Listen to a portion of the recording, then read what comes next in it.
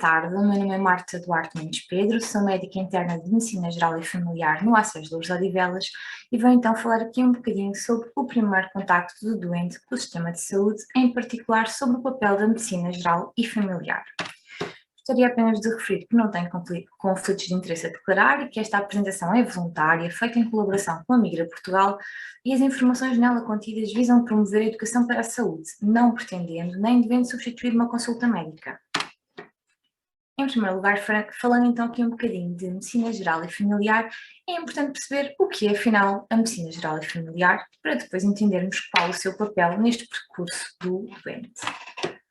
A Medicina Geral e Familiar é uma especialidade médica e hoje em dia os médicos de família são médicos especialistas em Medicina Geral e Familiar. E é esta especialidade que é responsável pelo primeiro ponto de contacto médico do utente com o sistema de saúde. A Medicina Geral e Familiar tem a capacidade de gerir diferentes problemas de saúde, agudos e crónicos, como já vamos ver mais à frente, presta cuidados continuados no tempo, portanto, a longo prazo. Nós devemos dizer, por exemplo, que o doente teve um determinado problema, teve de ser internado, depois teve alta do internamento, ou teve um problema no joelho, uma osteoartrose, colocou uma prótese, mas depois ficou tudo estável e teve alta da consulta de ortopedia. E tem alta para onde? Para o seu médico assistente, o seu médico de família. Porque a Medicina Geral e Familiar não dá altas, é realmente aquela especialidade que tipicamente segue o doente ao longo de toda a sua vida, a longo prazo. E, desta forma, coordena a prestação dos cuidados centrados no doente. São uma especialidade generalista como a Medicina Geral e Familiar, apesar de não ser a única especialidade generalista que existe, é que consegue então ter esta abordagem abrangente, como vamos ver mais à frente. Além disso, a Medicina Geral e Familiar tem aqui a posição privilegiada de poder conhecer o contexto pessoal, familiar, comunitário e cultural dos seus utentes e desta forma melhorar não só a relação médico-doente, como também os cuidados prestados ao doente e adequá-los ao contexto de cada pessoa. Além disso, uma outra particularidade desta especialidade, à qual pertencem então os médicos de família, é a promoção da saúde e bem-estar, ou seja, a prevenção. Muitas especialidades apenas tratam doenças e previnem complicações dessas e outras doenças relacionadas. A Medicina Geral e Familiar tem classicamente um papel muito importante na promoção da saúde e na prevenção do aparecimento da doença também, como já vamos ver alguns exemplos mais à frente. Claro que a atividade do médico de família principal são as tarefas clínicas. No entanto, para que o médico de família consiga cumprir as suas tarefas clínicas, tem de ter capacidade de comunicar com o doente de forma eficaz e também algumas características são necessárias para a gestão da prática clínica. Infelizmente, nós não chegamos simplesmente ao centro de saúde, temos o nosso gabinete e uma lista de utentes e a nossa atividade não se limita simplesmente a fazer aquilo que realmente a nossa vocação nos dita, que é ver doentes e fazer consulta. Nós temos toda uma outra atividade de gestão da prática clínica por trás, que envolve trabalho em equipa, não só com a restante equipa médica do centro de saúde, mas também de enfermagem administrativa, outros profissionais que trabalham no centro de saúde e, claro, gestão da própria lista de utentes como um todo, de forma a criar os slots de consulta apropriados à lista que cada um tem, não é? E tudo isto faz parte da gestão de prática clínica, que às vezes nos dá uma grande dor de cabeça, mas só com esta gestão de prática clínica é que vamos conseguir depois cumprir aquilo que realmente gostamos de fazer, que são as tarefas clínicas. E, portanto, quando falamos em tarefas clínicas, facilmente pensamos o que são essas tarefas clínicas, são as consultas. Mas, como eu referi, temos sempre por trás uma grande atividade de gestão da prática clínica que acaba por não transparecer tanto lá para fora, mas está sempre presente na atividade do médico de família. Que consultas são estas então? Temos dois grandes grupos de consultas, as consultas presenciais e as consultas não presenciais. Apesar de agora, com esta época da pandemia por Covid-19, as consultas não presenciais terem ganho mais terreno, até podemos dizer que demasiado terreno, porque acabaram por ser impostas a médicos e a utentes, como uma forma de dar resposta a vários problemas durante a pandemia. A realidade é que elas já existiam antes, mas nem toda a gente tinha noção do que eram e em que é que consistiam.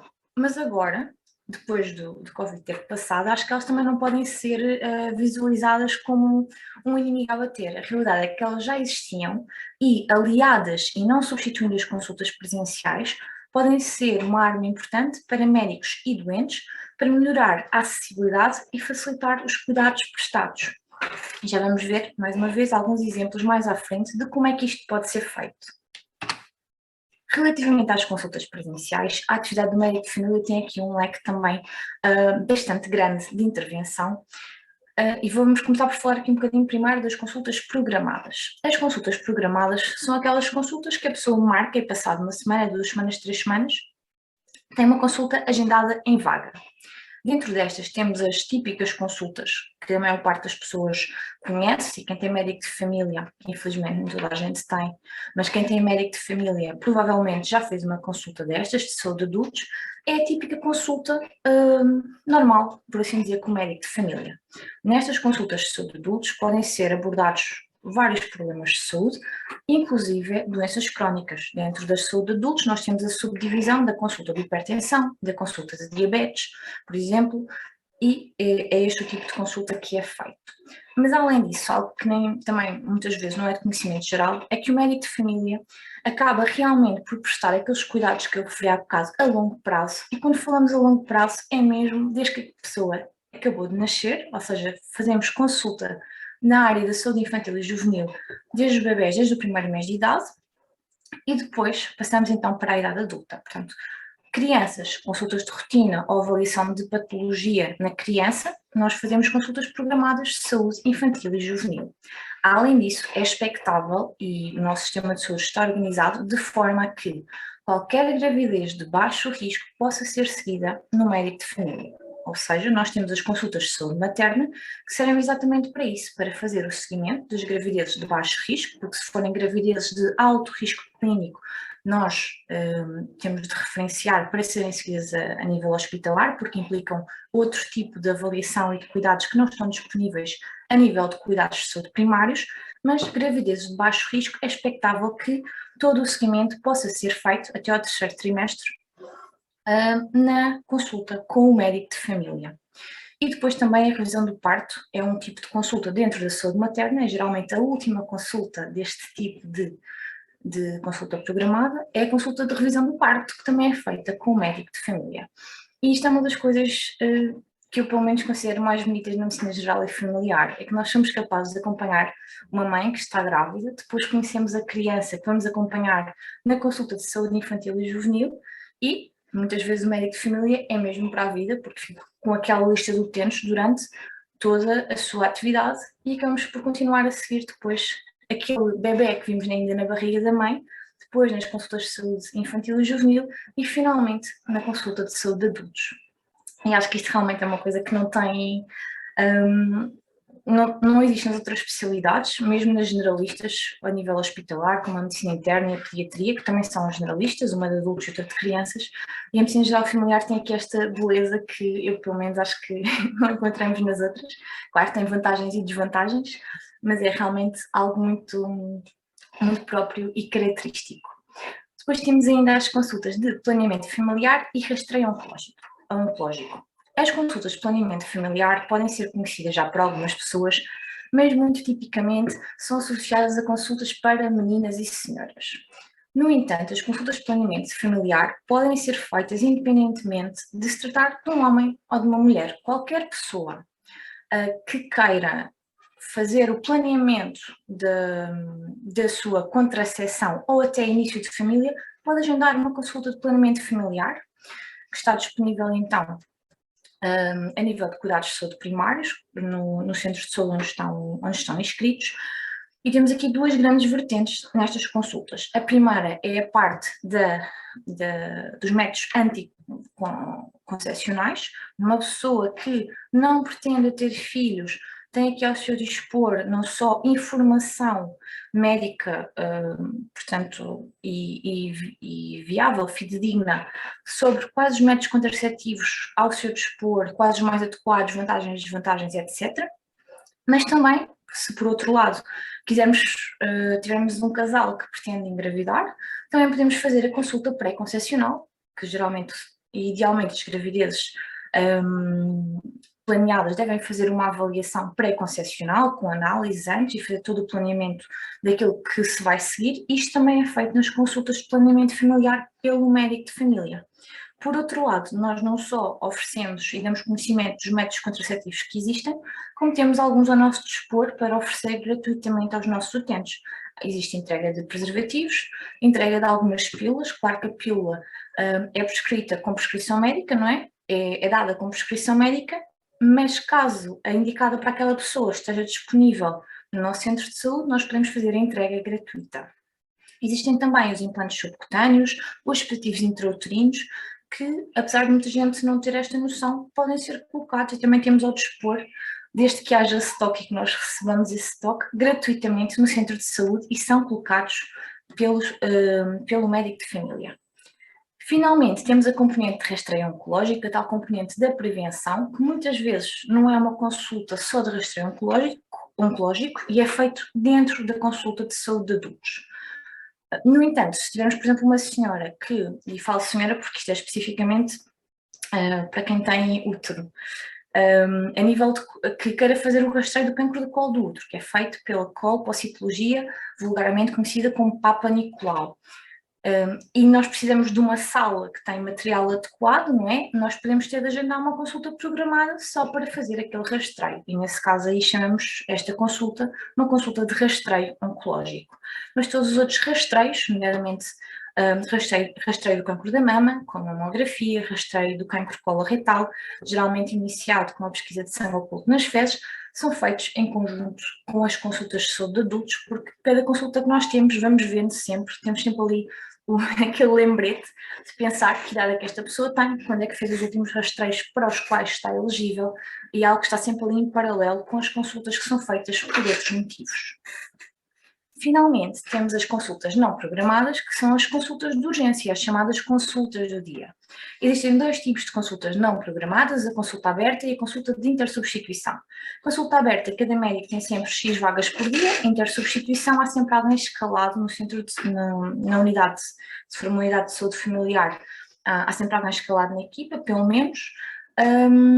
E o que é que isto significa? Qual é a diferença? É que as consultas abertas são preferenciais, mas quando já não há vaga, passam para a intersubstituição.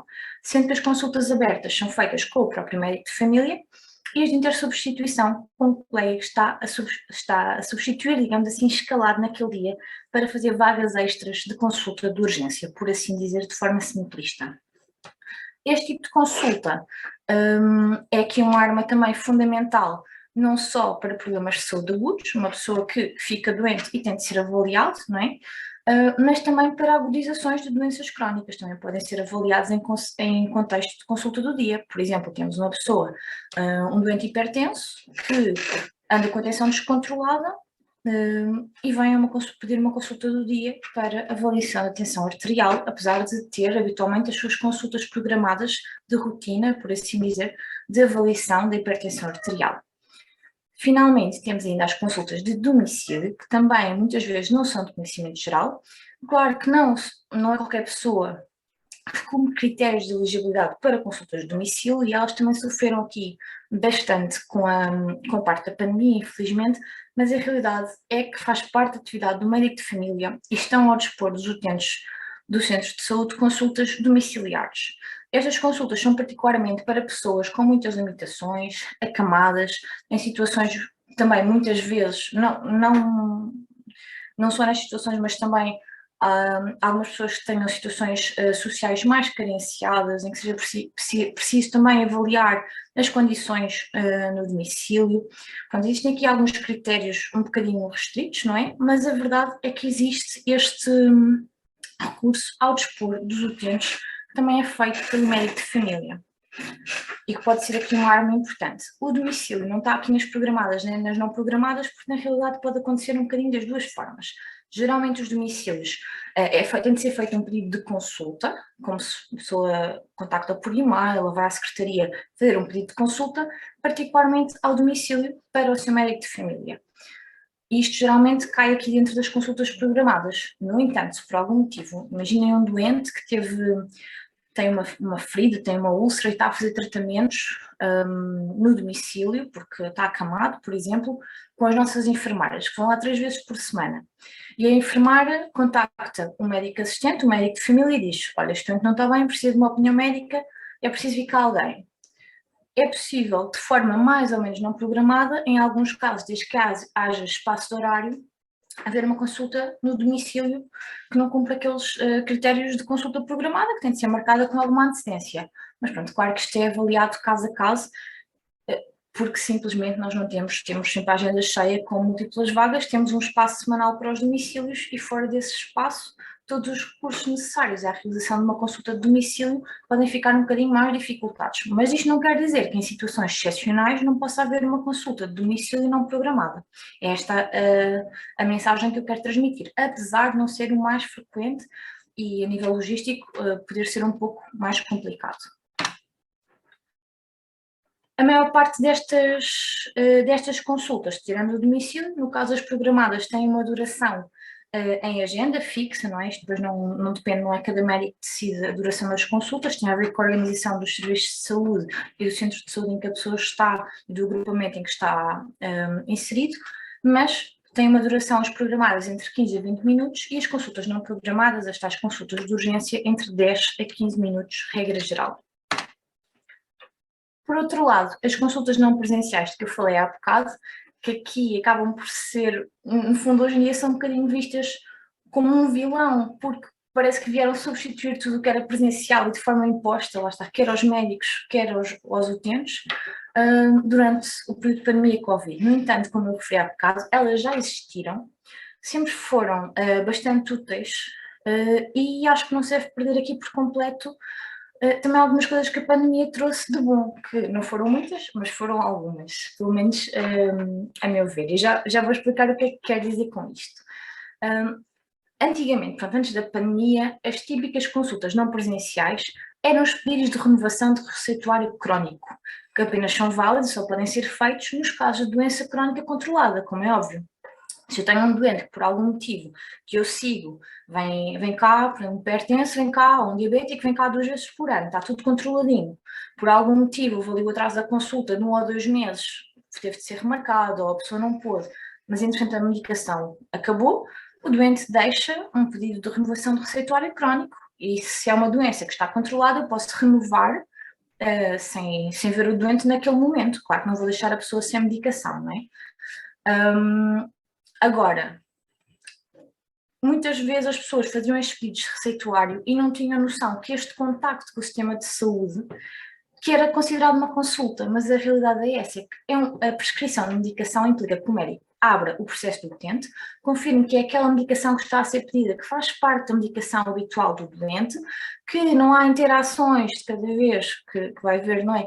Não há interações detectadas entre os vários medicamentos, ver se a doença crónica está controlada, quais foram as últimas consultas que a pessoa teve na unidade e por aí adiante. Portanto, não é simplesmente imprimir uma receita, é todo um ato médico. E apesar das pessoas não terem geralmente esta noção, a realidade é que mesmo antes da pandemia, estes contactos eram considerados consultas não presenciais e ainda são.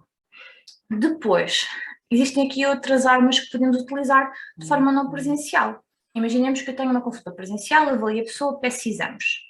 No entanto, das duas uma, ou não tenho vagas para breve, não é impossível, ou acho que para avaliar os exames que eu pedi não é nada demasiado urgente, pode ficar na secretaria ou podem me enviar por e-mail e depois eu dou feedback. Não preciso de uma nova avaliação presencial em que a pessoa tem de vir, tem de dar entrada, tem de estar à espera, vai à consulta, vai.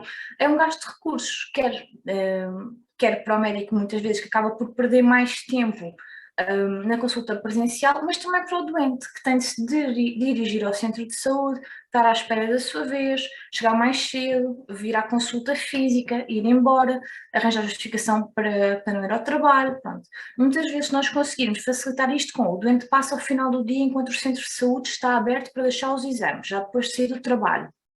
Ou envia para o e-mail da unidade e depois o médico vê os exames. Acaba por ser um fator facilitador para todos. Claro que não é deixar os exames e ficam. Depois a pessoa tem de ir buscar, tem de ter um feedback, pode ser feito por telefone, por e-mail, por mensagem escrita, isto depois depende muito médico para médico e daquilo que fica combinado. Mas a realidade é que é uma potencial arma que melhora a acessibilidade e os cuidados prestados.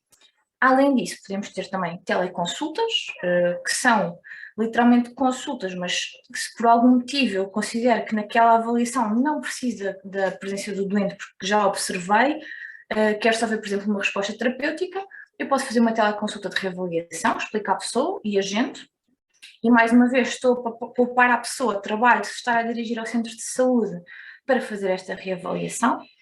Então, teleconsultas de triagem, que é a pessoa diz, eu preciso falar com o médico, não quero uma opinião, não sabe se tem de vir, se não tem, faz um pedido de teleconsulta, o médico telefona e percebe realmente qual é a situação e, se for necessário, convoca e agenda logo a consulta, ou passa exames para depois agendar a consulta, pronto, e gera ali a situação de uma forma também conveniente até para o utente, penso eu. Claro que lá está, consultas não presenciais variam muito, são todos atos médicos, mas isto, como eu estava a referir nos exemplos que dei aqui, podem ser feitos através de contactos por escrito, ou pedidos na secretaria, ou por e-mail, ou por contactos telefónicos. Há aqui uma grande variedade, mas acho que lá está, podem ser uma arma poderosa, não substituindo nunca por completo as consultas presenciais, mas em exposição a elas, pontualmente, há contactos que podem ser feitos desta forma e quer utentes, quer médicos podem aproveitar este recurso. Relativamente à doença crónica, então, na prática, se eu tiver uma doença crónica, como é que o meu médico de família me pode ajudar? Em primeiro lugar, já percebemos aqui que há uma série de recursos ao dispor que o médico de família pode fornecer a qualquer utente com ou sem doença crónica e com doença crónica ou doença aguda, pronto, em diferentes situações. Mas a verdade é que, particularmente na gestão da doença crónica, o especialista em medicina geral e familiar tem capacidade de avaliar e gerir a maioria das doenças crónicas e ao longo da vida do doente. Alguns exemplos de doenças crónicas que nós vemos muito frequentemente no dia a dia na medicina geral e familiar são a hipertensão, que eu já falei várias vezes dela, tão frequente que ela é todos os dias, temos hipertensão e gestão de hipertensão, não é? A hipertensão arterial, a diabetes mellitus, depressão e ansiedade também podem ser doenças crónicas, osteoporose, osteoartrose, fibromialgia, vários tipos de cefaleia, doença pulmonar obstrutiva crónica, entre outras. Nós realmente a doença crónica é uma grande parte do nosso dia-a-dia, sobretudo dentro das consultas de saúde de adultos, como nós vimos, apesar de também, infelizmente, também podemos ter doença crónica na parte da saúde infantil e não só, não é? Um exemplo do seguimento que nós fazemos, por exemplo, para a hipertensão arterial, a nível de seguimento, o base é fazer, além de uma avaliação analítica com exames complementares anual, fazemos 2 consultas por ano. Claro que, se houver alguma descompensação desta doença, nós podemos fazer avaliações mais frequentes. A diabetes, exatamente a mesma coisa, mas adicionalmente, além das 2 consultas, que é o mínimo, e estas 2 sempre com avaliação analítica por ano, temos também uma consulta anual de enfermagem para avaliação do pé, a não ser que o pé depois tenha algum problema, pode ter de ser mais frequente. Temos o rastreio da retinopatia diabética para perceber se a visão da pessoa e a sua retina já está afetada pela diabetes mellitus. Também é feito anualmente, não é pelo médico de família, nem pela enfermeira de família, mas está integrado aqui na parte dos cuidados prestados a nível de cuidados de saúde primários, portanto, do centro de saúde. E pronto, depois fazemos todo o seguimento e gestão terapêutica. Isto são apenas alguns exemplos. E se uma pessoa achar que tem uma doença crónica ou se tiver queixas, então o que é que pode fazer? Pode marcar uma consulta de saúde de adultos para uma avaliação inicial com o seu médico de família. Numa avaliação inicial, o que o médico vai tentar logo fazer é o diagnóstico. Como é que faz este diagnóstico? Através de uma entrevista clínica cuidada e de uma observação, de um exame objetivo, uma observação do doente, que pode ou não ser mais ou menos dirigido, dependendo da doença de que estamos a falar. Ter em conta que a maior parte das doenças, nós conseguimos um diagnóstico só com uma entrevista clínica cuidada e com uma observação cuidada do doente. Outras precisamos de meios complementares de diagnóstico, de exames, para confirmar o diagnóstico ou para avaliar as suas repercussões e para fazer o seu seguimento. Mas isto é muito variável e é avaliado caso a caso em cada consulta. É muito interessante pensar que, por vezes, as pessoas fazem esta consulta de avaliação inicial, uma primeira consulta com o médico de família, ou uma consulta em que já conhecem o médico de família, mas em que referem um problema de saúde pela primeira vez, e depois são confrontadas com perguntas que nós fazemos sempre, mas que a pessoa nunca tinha pensado sobre isso, e às vezes fica ali um bocadinho surpreendida e sem conseguir responder logo. Como, por exemplo, uma coisa que nós perguntamos sempre é: quando é que as suas queixas começaram? E muita gente fica ali a pensar e realmente não estava preparada para aquela pergunta. Porquê é que eu estou a falar nisto? É importante, quando nós temos a intenção e marcamos a consulta, porque estamos preocupados com o problema que nos apareceu, começarmos a pensar e organizar na nossa cabeça aquilo que queremos transmitir ao médico. E é fundamental sabermos descrever mais ou menos a história daquilo que se está a passar connosco. Por exemplo, se eu tenho uma dor no joelho, interessa-me saber há quanto tempo é que começou aquela dor no joelho, como é que é essa dor, é só durante o dia, é só durante a noite, piora quando eu estou deitado na cama, ou por outro lado, piora quando eu faço mais movimentos e quando estou a andar de um lado para o outro durante o dia. Já tomei alguma coisa para essa dor? Que medicamentos é que eu tomei para essa dor ou já me foram passados para essa dor? Muitas vezes as pessoas também não sabem e é uma informação que, se estivessem, lá está, preparadas para transmitir, se calhar podiam ter trazido escrito, por exemplo, e a verdade é que as pessoas muitas vezes não estão à espera que sejam feitas estas perguntas, mas é natural que o médico as faça e deve fazer, e muito bem, e portanto, se a pessoa conseguir levar já alguma informação pensada, acaba por facilitar, não só facilitar a vida ao médico, por assim dizer, mas é facilitar a vida só para o seu próprio benefício, para facilitar aqui o diagnóstico e a sua acuidade diagnóstica naquela consulta. Depois, a nível da observação, claro que é sempre muito importante, e nesta avaliação inicial, o médico de família exclui também sinais de alarme ou potenciais complicações urgentes ou emergentes que impliquem imediata referenciação, por exemplo, ao serviço de urgência hospitalar, que pode acontecer em algumas consultas com o médico de família. No final desta avaliação inicial, o médico de família deve então discutir os resultados, esclarecer as dúvidas que o doente tem e, em conjunto com o doente, estabelecer um plano de cuidados, porque realmente o plano não deve, e nós hoje em dia cada vez mais percebemos isto, que o plano de cuidados não pode ser só definido pelo médico, tem de ser discutido de acordo com as expectativas e de acordo com aquilo que o doente pretende fazer, porque nós podemos ter a sabedoria, podemos ter a nossa avaliação, mas nós não conseguimos nem devemos obrigar ninguém a fazer nada, e a pessoa realmente tem de se responsabilizar pela sua saúde, com a ajuda do médico que lhe fornece informação relevante, e depois o plano de cuidados é feito em conjunto. De acordo com a avaliação inicial, deve então depois ser marcada, e pode ser com o médico de família, uma reavaliação de seguimento, não é? O tempo após o qual esta reavaliação é feita vai variar de doença para doença, de situação para situação, de doente para doente, é mesmo muito variável. Como eu referi há bocado, por exemplo, os diabéticos tipicamente vêm 2 vezes por ano, mas se a diabetes estiver descontrolada e eu fizer alguma alteração terapêutica, peço para virem mais cedo. Pronto. Outras patologias, por exemplo, se eu tiver pedido um exame que preciso ver o resultado, é assim que tiver o exame, vem cá marcar a consulta, por exemplo. Mais uma vez é feita uma nova avaliação, vê-se a evolução dos sintomas e a resposta terapêutica desde a última consulta e mais uma vez se restabelece um plano de cuidados em conjunto com o doente. A cada consulta é avaliada caso a caso e mediante esta avaliação clínica, feita consulta a consulta, a necessidade de referenciação à consulta hospitalar, porque é o médico de família que também tem este papel importante de identificar os casos que necessitam de cuidados hospitalares. Mas, como eu referi, isto é avaliado caso a caso, consulta a consulta, de acordo com a avaliação clínica feita. Peço desculpa. Claro que é muito variável de doença para doença quais são os critérios para referenciação à consulta hospitalar das várias especialidades. No entanto, eu deixo aqui alguns exemplos que geralmente motivam ou podem motivar a referenciação à consulta no hospital. A primeira delas é a dúvida diagnóstica. Se nós não temos a certeza qual é o diagnóstico e precisamos de ajuda, então, obviamente, referenciamos à consulta hospitalar. Felizmente não será a maioria das vezes, mas é uma situação que pode motivar esta referenciação.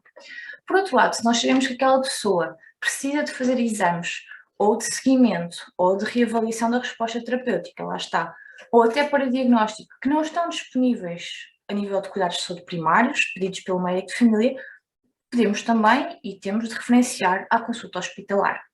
Se não tivermos resposta à terapêutica instituída e já tivermos usado as várias terapêuticas ao nosso alcance, pode ser também um motivo de referenciação à consulta hospitalar. E, claro, situações de maior complexidade e morbilidade ou que tenham maior raridade clínica podem também ser um motivo de referenciação à consulta hospitalar. Mas, como eu disse, isto é sempre avaliado caso a caso, consulta a consulta, e, de acordo com a avaliação clínica e com o plano estabelecido entre o médico e com o doente, se faz depois então a decisão ou não de referenciação à consulta hospitalar.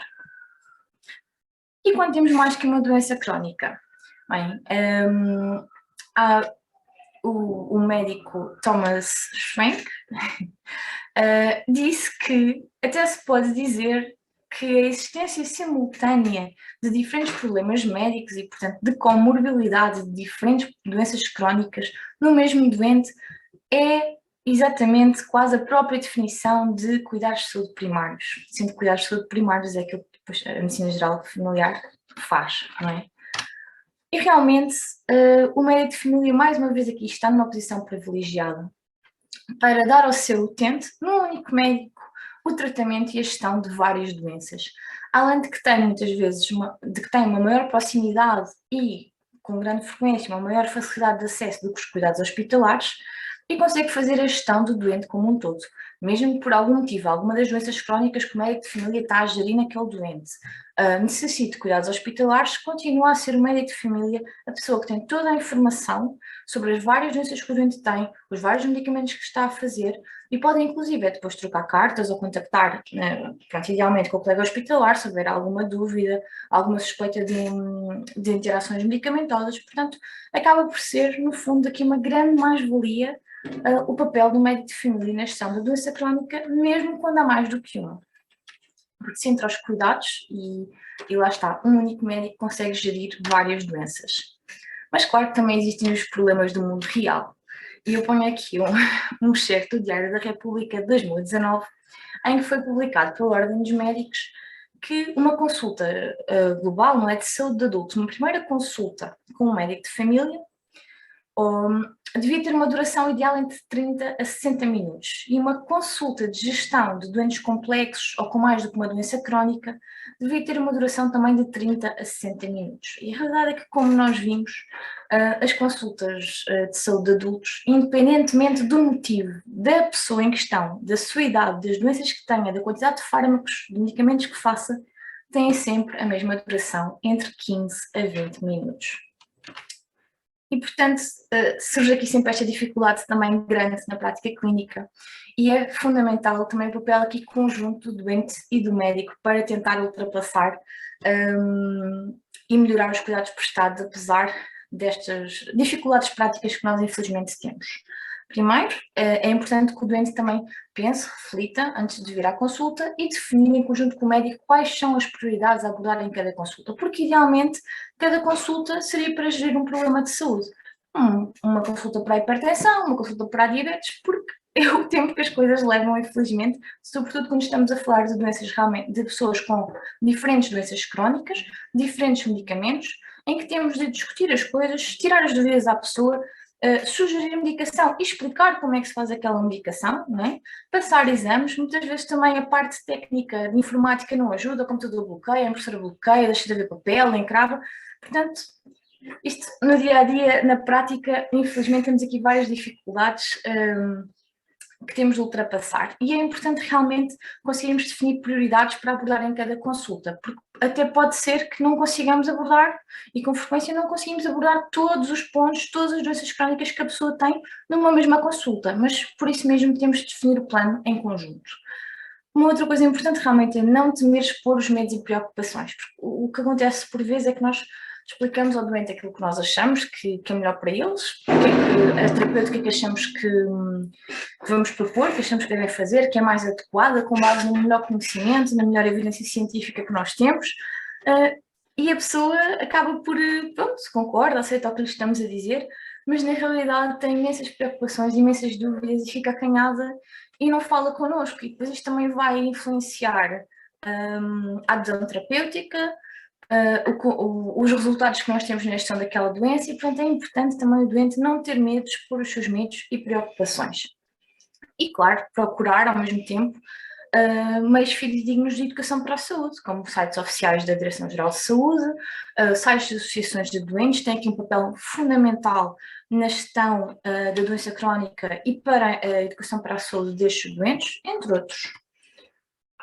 Finalmente, como eu estava a referir, não esquecer nunca da necessidade de responsabilização conjunta pelo plano estabelecido e, claro, aqui puxando um bocadinho a brasa à minha sardinha, porque tenho noção de que no dia-a-dia, infelizmente, não consigo controlar uma grande parte das coisas que acontecem, consigo controlar aquilo que acontece dentro da consulta, mas acaba por ser limitado.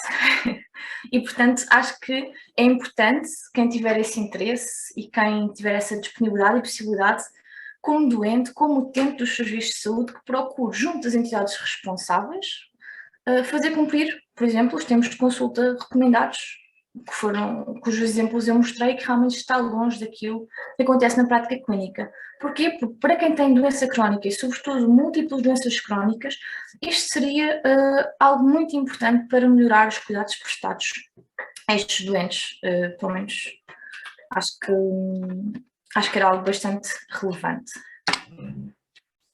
Resumindo então aqui em relação ao caminho do doente, como já percebemos, o médico de família tem muito a oferecer. Também mais uma vez volto a refletir e com tristeza e digo, infelizmente, eu não consigo ver toda a gente que precisava, eu tenho essa noção, e realmente nem toda a gente tem médico de família, o que é uma grande falha realmente para a gestão da saúde neste caso, dos portugueses, não é? Mas, idealmente, o que acontece é que, então, o médico de família é o primeiro contacto de todos os doentes com o serviço de saúde, salvo raras exceções, em que a pessoa tem um problema urgente, vai direto para a urgência, não é? E depois a gestão é feita a partir daí, mas será então este o caminho da maior parte dos doentes, será avaliado, gerido e uma porcentagem será depois referenciada às especialidades hospitalares em caso de necessidade e avaliado caso a caso. Penso que consegui transmitir aqui um bocadinho qual é realmente o papel da atividade do médico de família. Espero que tenha sido útil. Nós, pelo menos na prática clínica, temos noção que muitas vezes alguma desta informação não é generalizada. Inclusive, por exemplo, há os tipos de consulta que existem. Muitas vezes as pessoas nem sabem que têm aquele tipo de consulta ao seu dispor. E pronto, obrigada pela vossa atenção e se tiverem alguma dúvida depois disponham.